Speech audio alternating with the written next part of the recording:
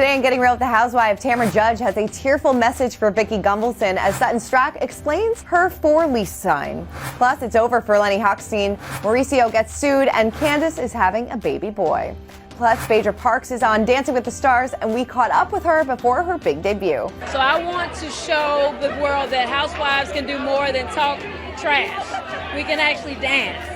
We got that plus so much more on today's Getting Real with the Housewives. Everyone, and welcome to Getting Real with the Housewives. Lots of big news to get to, starting with Tamra Judge. She's been in the news a lot lately. We've seen her chemical peel that she's going through, and she's posting all about it. But it was her tearful message for Vicki after Vicki dragged her estranged daughter Sydney into their feud. So Tamra took to social media saying, "I'm trying so hard not to listen to what Vicki had said about me, and I just keep getting bombarded with it. I'm in just disbelief. I'm in such disbelief that this woman could go so low. Do you know what it's like to lose a child? Do you know what it's like? It's the most painful thing in the world." So she was reacting to Vicki's claims that her estrangement with Sydney was due to the Bravo show, which Tamra replied saying, "No, that's not what it is." Tamra continued while sobbing, "You kick me when I'm down. You hurt me all the time. I can't do it anymore. I don't want any part of this." She added, "You can have my spot on the show. You can have whatever you want. Just please leave my family alone. I can't do it. Please leave me alone."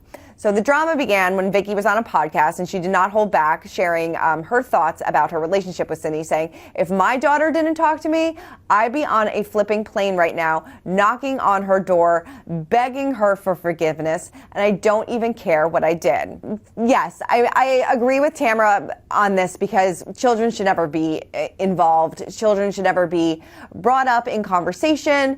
I understand why Tamra is really upset about this. She claims that the show had nothing to do with her estrangement with Sydney. I'm sure Vicki and Tamra were friends for a long time, so she must know deep down the real root of this issue. I just feel bad. It's also hard to kind of take Tamra seriously with this when she's sobbing with this chemical peel. She's been very honest and open about what she's doing. It looks painful to me. Like her skin looks like it's like literally peeling off. So it's hard to see her sobbing through this. But obviously, kids are off limits. We don't go there. So I'm going to side with Tamra on this one. Let me know in the comments what you think. All right. Well, Suton St's business is alive and well. The Real Housewives of Beverly Hills star cleared up speculation about her clothing boutique, which has appeared on the Bravo reality show several times after fans spotted a for-lease sign on the storefront last month. She was on Jeff Lewis's podcast, and she said, "Avi is to blame. I was out of town."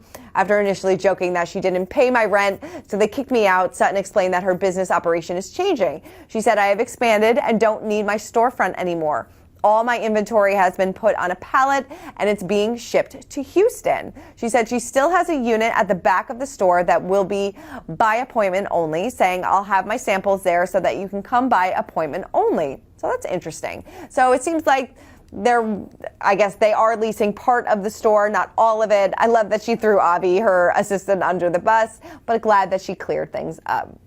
All right, moving over to Miami, because Lenny Hawkin and fiance Katarina have broken up. He told Us Weekly that we recently ended our engagement. He said, "I have decided to move forward with my life." He further wished his ex nothing but the best moving forward.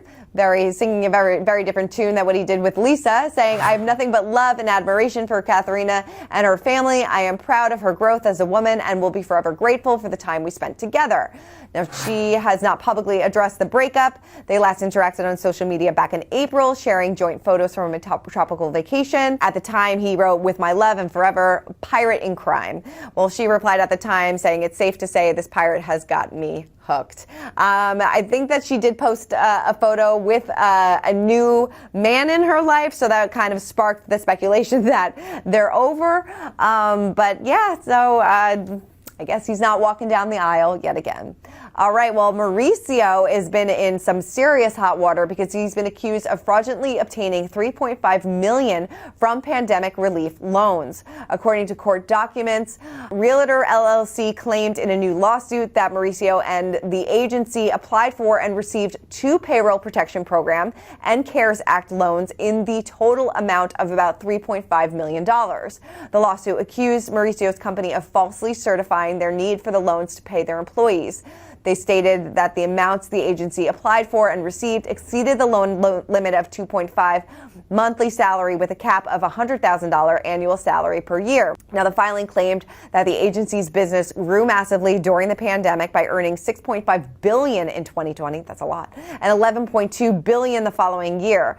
The lawsuit asked the court that Umansky and his business pay equal to 3 times the amount of damages caused. The agency told us while we are unable to comment on ongoing litigation, we want to emphasize that the agency has always operated with the highest level of integrity in all aspects of our business. Like many companies, we face significant challenges during COVID, including layoffs and cutbacks. Our focus has always been, and especially during that challenging period, on delivering exceptional service to our customers and supporting our employees. They went on to say that the claims do not reflect the reality of their operations and financial situation at the time that they filed for the loan. This is pretty bad if this is true. Everybody was going through a really hard time during COVID, but if you're making in the billions in figures, it doesn't seem like you're really hurting that much, but I guess the truth will eventually come out. Exciting news for Candace and her husband, Chris. The Real Housewives of Potomac star is pregnant, and she exclusively revealed in the newest issue of Us Weekly that they are expecting a baby boy. She said, "I started to feel a masculine energy. I just couldn't deny the feeling of a sweet little boy growing inside me." She tells us that she's having fun decorating her son's whimsical Alice in Wonderland-inspired nursery and is soaking up every minute of her pregnancy. She said, "It's the most magical and indescribable experience. I think I'm actually going to miss it, but I also can't wait to meet him and stare at him all day." Like many expecting mothers, she is caving into her cravings, saying that she loves Olive Garden spaghetti with meat sauce, Applejack cereal, and watermelon have been the top contenders. She added, "I've also had a few stretches where all I wanted was smash burgers. That was a great time." She teased that her bundle of joy will arrive sooner than later, stating, "I'm so happy to have a fall baby." So excited for them. She's going to love those newborn snuggles. I love the video that they posted of their gender reveal, and it looks like they're really enjoying this time in their lives. So good for them. All right, well, Kenya Moore may be gone with the wind, fabulous, but she won't be forgotten. The Real Housewives of Atlanta's Cynthia Bailey said she is heartbroken over Kenya's early exit during filming of season 16. She was suspended in June after she allegedly shared explicit photos of new castmate Brittany Eady. A source later told Us Weekly that Kenya will not appear on the new season due to air sometime in 2025.